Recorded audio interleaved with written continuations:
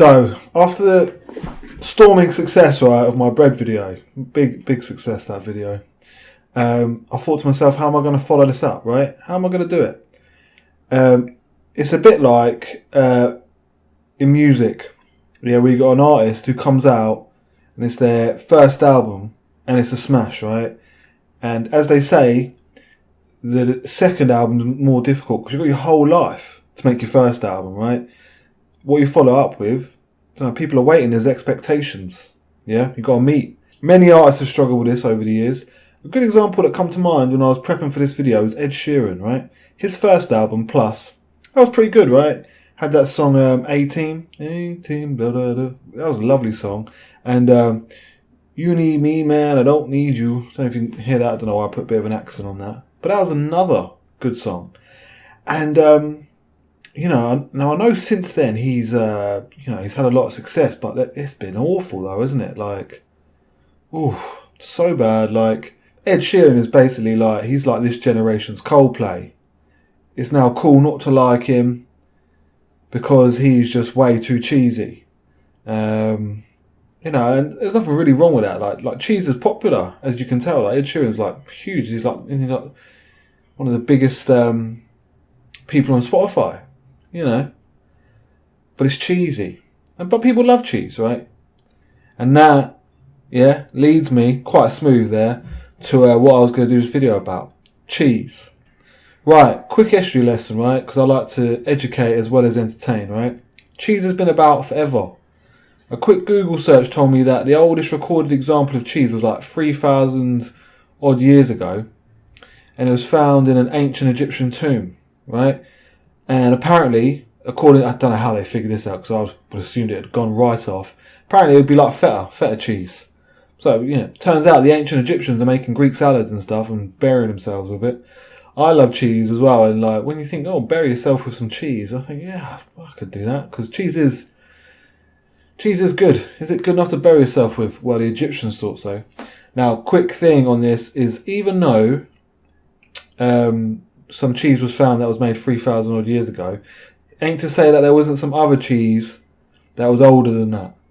Yeah, that we just don't know about yet, that they haven't found because it hasn't been preserved, right? So there could have been some like tribe in, I don't know, like modern day Syria, say 5,000 years ago, who were like knocking out some banging Stilton. So don't be telling people, that is the oldest ever cheese, because there could have been things we just don't know about it. So oldest recorded cheese, that's more accurate to say. Now, one of the things about cheese is you do wonder, like how they figured it out, like, because we all know it's like it comes from milk. And milk comes from animals with titties, with nipples, right? And like you can get, again, Googling for this thing, you can get cheese from reindeer, mate. So pretty much, I'm assuming everything with nipples. So from the first guy, say it was in ancient Egypt, who was like, I don't know, squeezing a sheep's udder, maybe messing about, to now where if you go to the supermarket, there's literally an aisle just dedicated to cheese normally. Or at least a good chunk of it. And you have everything there. You have like your cheddar to like your smooth cheeses to like your Philadelphias to your dairy leaves, everything. There's so much Parmesan. Yeah, there's so many different types of cheese. Depending on what sort of cheese you got in your fridge, it sort of says a bit about your standing in society, right? Let me give you two fridges. One fridge, all they got in there is the big, cheap block of like Tesco's own cheddar, right? The big block. That's the one I had. And it's like, it does pasta sauce, it does sandwiches, it does, people just nibble on it. Like dad comes in at like late in the evening and just like carves off it like a bit of meat and just nibbles on it, right? This other fridge, they got Philadelphia Light, right? They got Stilton, and they got 2 types of brie, and maybe a posh cheddar. Like, which one of these households are like more likely to send their kids to private schools, mate? Do you know what I'm saying? Cheese is so good that sometimes when you just add it to a meal, it makes the meal, right? Macaroni, on its own is just, it's a type of pasta. Macaroni cheese, boom, that's a meal. Cauliflower, it's a side veg, not even a very good one. Like, who eats cauliflower, just straight up cauliflower? Cauliflower cheese. Now you could argue that that's not a meal, right? And I might listen to you on that. But it is a top tier side dish, isn't it? Cauliflower cheese. Potentially a meal. Toast. Toast is a light snack. Often it's just like an accompaniment to your breakfast, right? Or it's just a quick breakfast. You eat toast standing up. Cheese on toast. Cheese on toast, that's getting on for a meal. Yeah, you're sitting down with that. That's a plate. You're going to get some ketchup out. Might do some salad cream. I know some people like that. Yeah, cheese on toast. Cheese on toast, that's on the spectrum with pizza. Pizza's a full-blown meal. Now, the time of year where cheese really comes into its own, right? Where cheese really comes into its own is around Christmas, right? Like, let's go back to the household, right? Who just have the, the big block of Mousetrap, Tesco's own cheddar. Nothing wrong with that, by the way.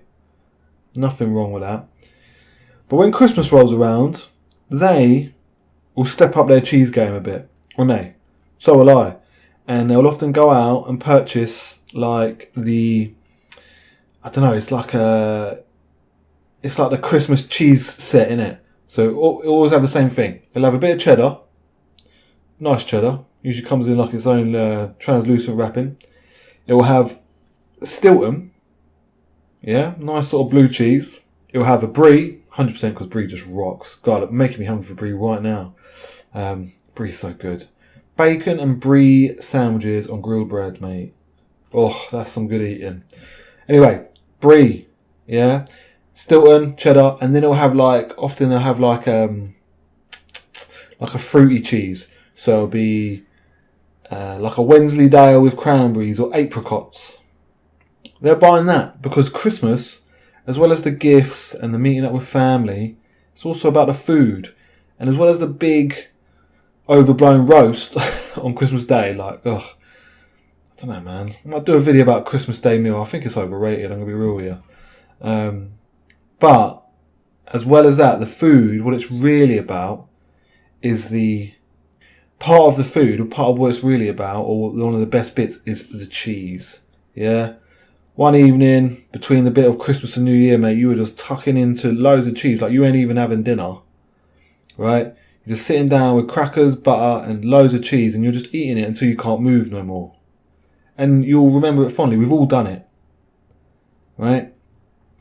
And that's when cheese really comes into its own. And that's why cheese is a top food.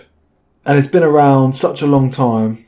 Right? And so we salute the guy, if it was the Egyptian back in the day when they were, touching sheep's nipples and knocking up Greek salads. Or if it is the tribe in modern day Syria knocking out the banging Stilton. Today bring us all the different types of cheese we have for every occasion. Yeah, I could do another 4 videos about cheese. I still might. Right? We love you, cheese. Thank you for being there. We salute.